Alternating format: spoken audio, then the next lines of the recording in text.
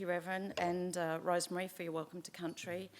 My co-chair, Minister Lenzink, lovely that you're here. Members of Parliament, my fellow councillors, distinguished guests, ladies and gentlemen. Manena Putni, Nadlu Tampandi, Nadlu Ghana, Yatanga Tukandi. So, again, in the language of the Kaurna people of the Adelaide Plains, I welcome you and acknowledge that we are on traditional country of the Kaurna people, and I pay my respects to elders past and present.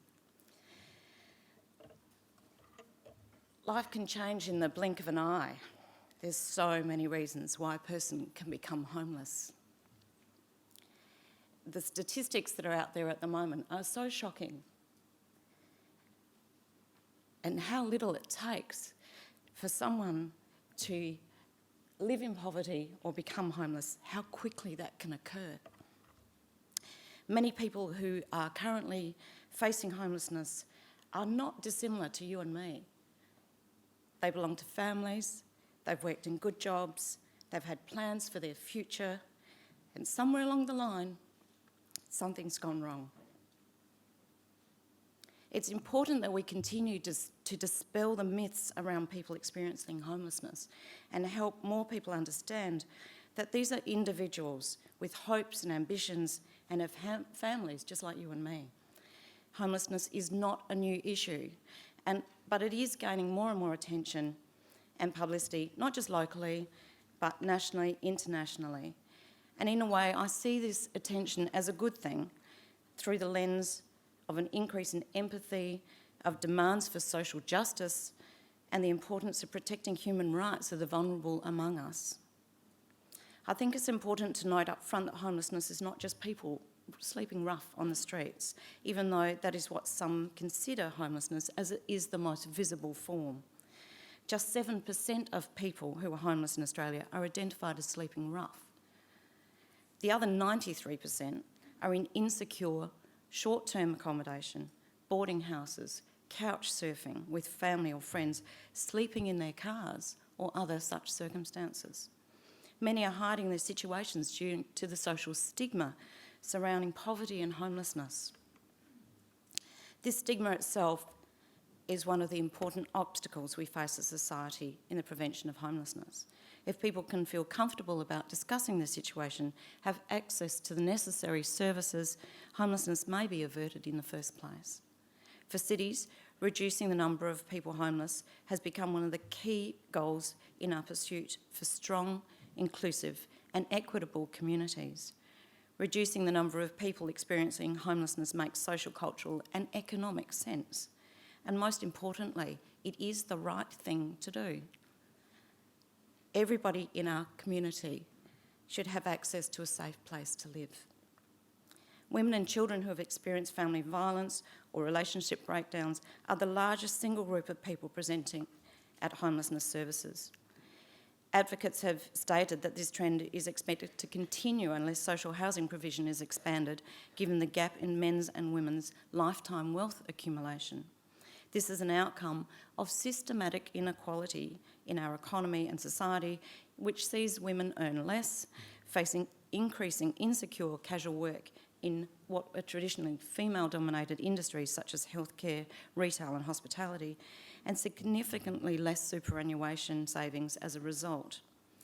The lack of affordable rental housing and the long wait list for social housing, currently almost 200,000 nationally, is a principal contributing problem, a clear sign that affordable and social housing programs are not working for those who need it most. This is an appalling situation, and I am determined to fiercely advocate to change this unjustifiable trend.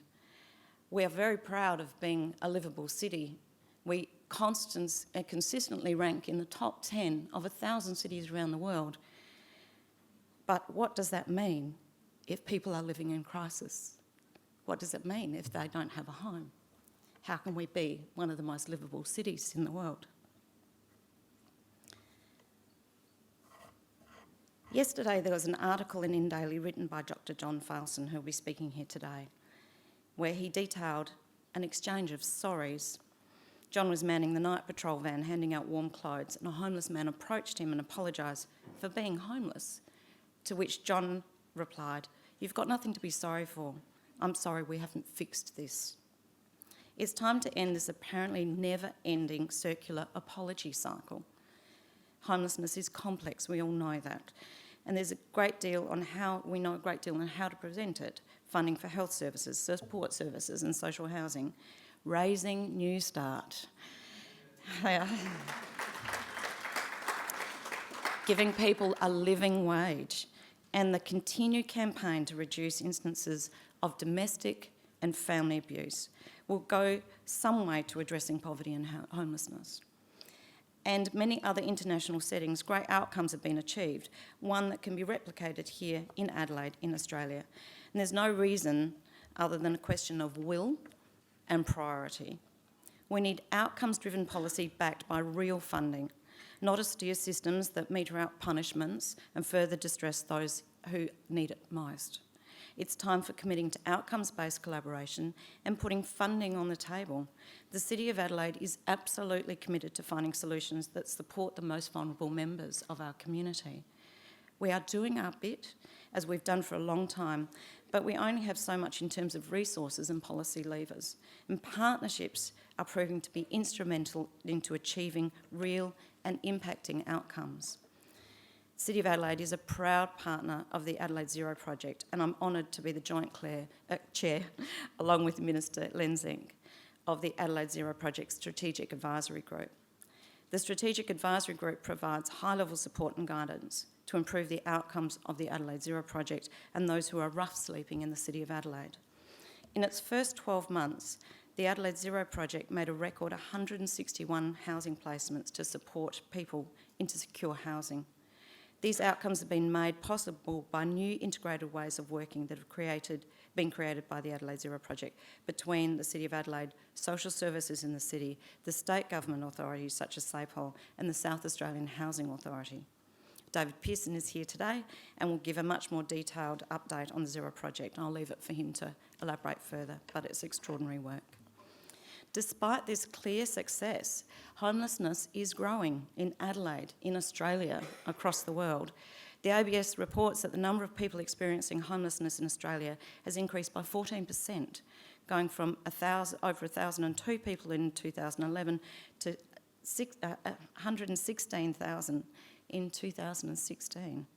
And tonight, there are around 6,000 people in South Australia experiencing homelessness, and an estimated 220 people will be sleeping rough on the streets of Adelaide and in the parklands.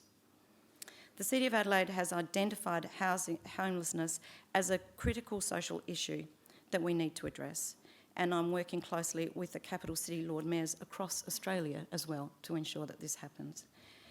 Together as representatives of each Australian capital city, we're calling on the federal government to share our concern for the most vulnerable in our cities.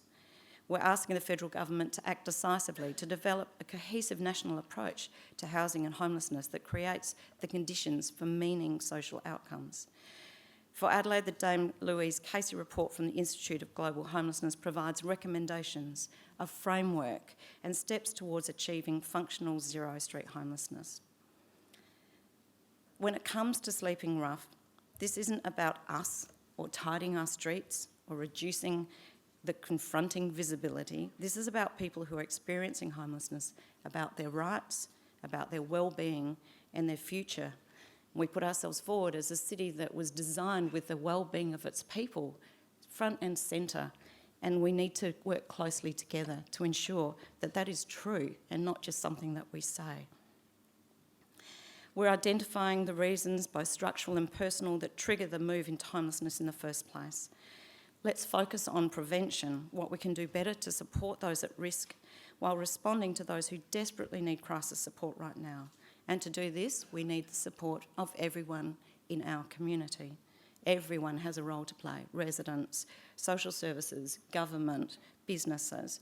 Presenting and addressing homelessness requires housing innovation across the spectrum. We need housing to be more affordable so that households aren't spending large portions of their income on rent. At the other end, we need adequate crisis stock to give shelter to those on the streets and pathways into long-term secure housing as they build their strength and capacity. And all along, we need strong wraparound supports that build capacity for independence and give people the best chance for housing security and community connection. This requires leadership across all levels of government, but at the heart, it's the dedication, expertise and collaboration of the homelessness and housing sector to work together to create the change that we want and put the person at the centre of what we do. And I thank you to all of those who are here in the room today for your continued passion and commitment. Adelaide is a city of first. Let's be the first city to solve this crisis. Thank you.